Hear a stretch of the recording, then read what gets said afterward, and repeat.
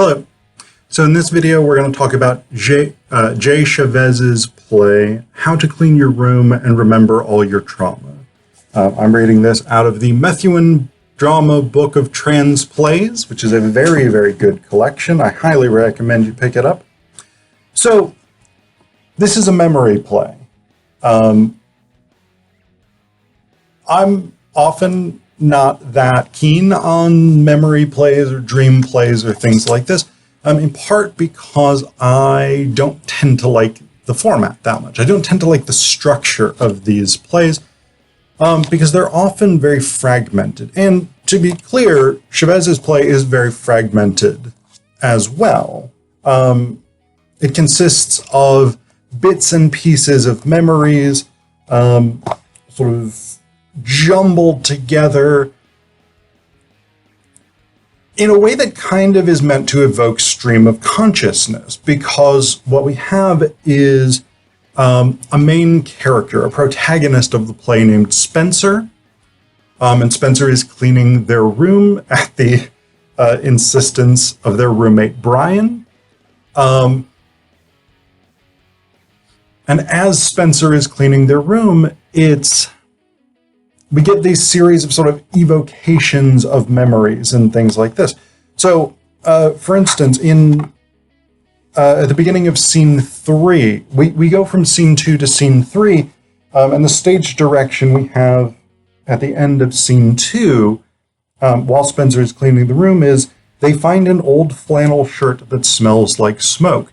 And this takes us into scene 3, which starts with the chorus saying 2. Saw Derek at the party last night. And then we have some additional choral stuff introducing the thematic of, or sort of emphasizing the thematic of friendship and this desire to be cool that's kind of central to Spencer's life struggles. But then we meet Derek. And so what we have is that sort of structure where an object found in the room, a flannel shirt that smells like smoke, a book of poetry, whatever it is, inspires a memory in Spencer. And these are typically memories that revolve around interpersonal relationships, whether that's with friends, whether that's with Spencer's mom, whether that's whatever it is. So it's a memory play in that sense. It revolves around memories, and it's rather fragmented also in that sense, because memory and dream plays tend to function on bits and pieces of information that over the course of the structure of the play gets put together into a not necessarily coherent but comprehensible package. We get this fragmented, incomplete, partial structure right from the beginning of the play. It's a play divided into cycles rather than acts, but then within each cycle there is scene 1, scene 2, etc., etc. Actually, it's continual scenes. So when we get to cycle 2, the scenes just continue to be numbered. But what we have is a scene description, a set description here. So there's a messy room that hasn't been cleaned in a while. Unpacked boxes from months ago. Blankets, dirty and or clean clothes cover the room. Books, worksheets from classes, pages of poetry, journals, dishes. The bed is unmade. The walls, if there are any, are covered in posters and art. It's a mess. So we immediately have this sort of visual representation of a life, we might say, right? This is a lived in space. This is a space where that Spencer inhabits, and the detritus of this messy bedroom reflects Spencer's life and experiences. And then in scene 1, what we have is just italicized information. So it isn't clear if this is a stage direction, if this is a voiceover, and if so, by who, because it isn't by the chorus, because we have a chorus that specifically does introduce scenes. But what it says is, the stars are dim. What begins as a cacophony of irregular breathing around the room, panic at the fullest extent, sensory overload, it does not calm down. So it's not really clear what exactly this is. I'm assuming this is stage directions because of the way that it's presented.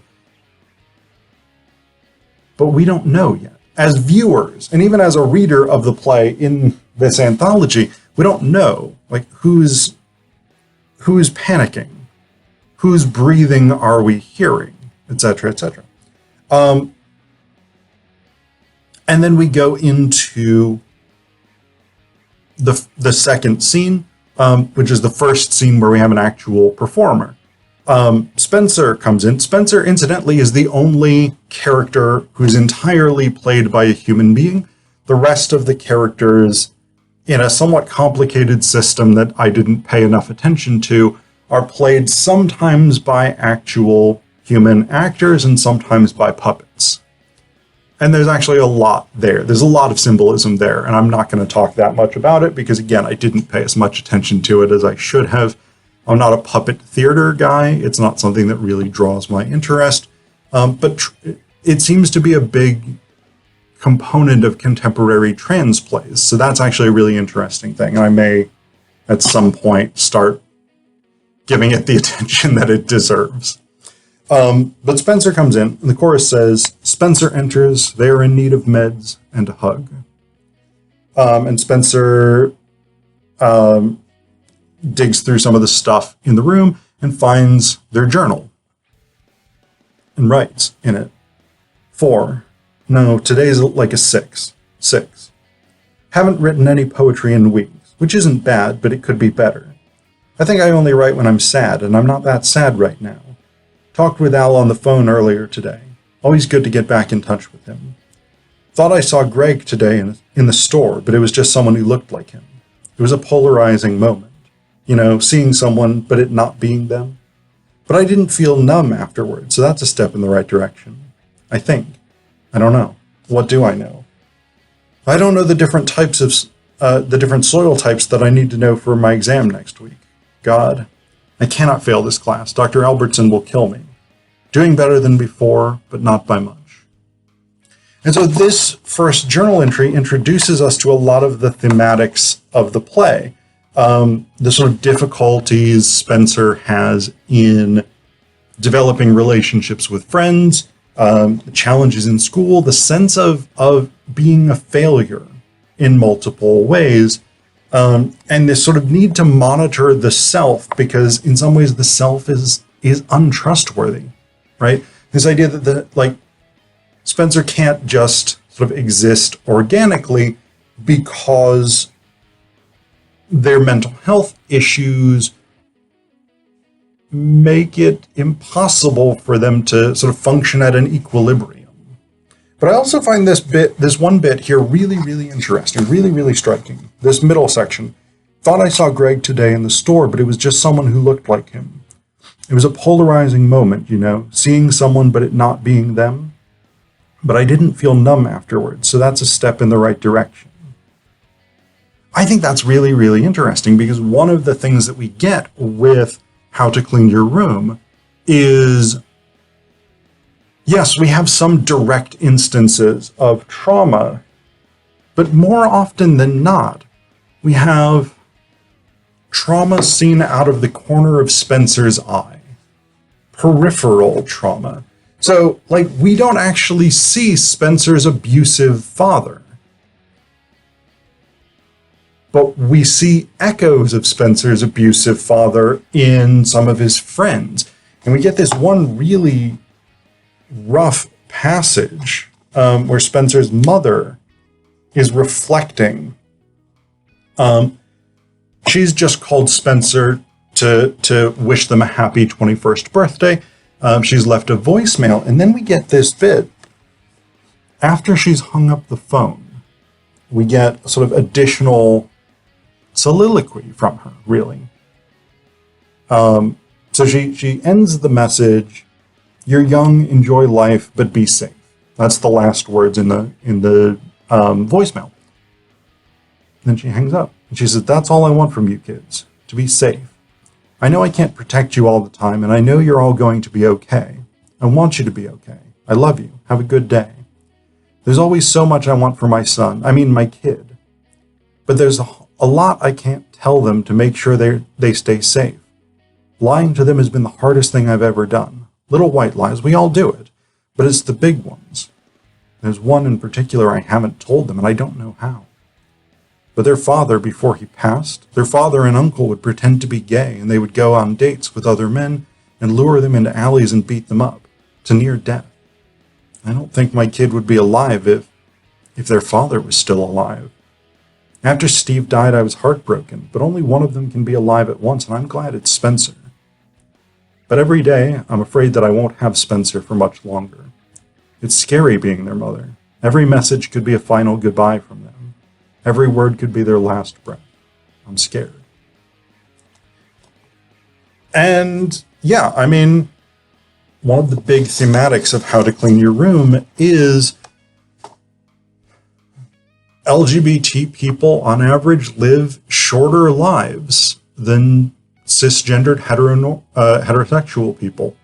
That's an unfortunate statistic, and a lot of it has to do with anti-LGBT violence, but a lot of it also has to do with social pressures and rejection by one's family and things like that lead to disproportionately high suicide rates among LGBT, particularly teens and young adults.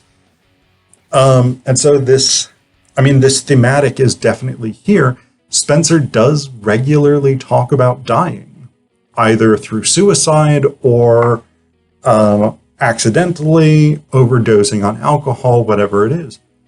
But one of the things that I think is really striking, and we get this with the passage with the mom, with her soliloquy, is that, again, we're not seeing Spencer's trauma. We know from what Spencer says to other characters, including doctors and therapists and their friends, that Spencer's father was a big source of their trauma, but we don't ever see the father. What we get, again, is that sort of peripheral view of trauma.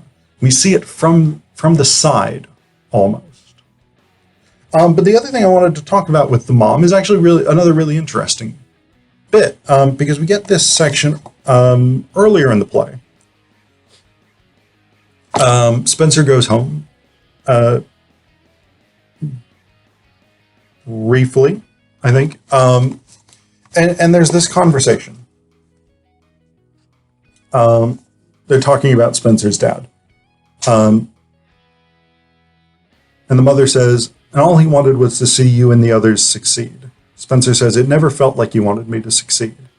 The mother says, "Oh, you don't know that. He wanted his son to be happy." Spencer says, "Mom, you know I'm not your son."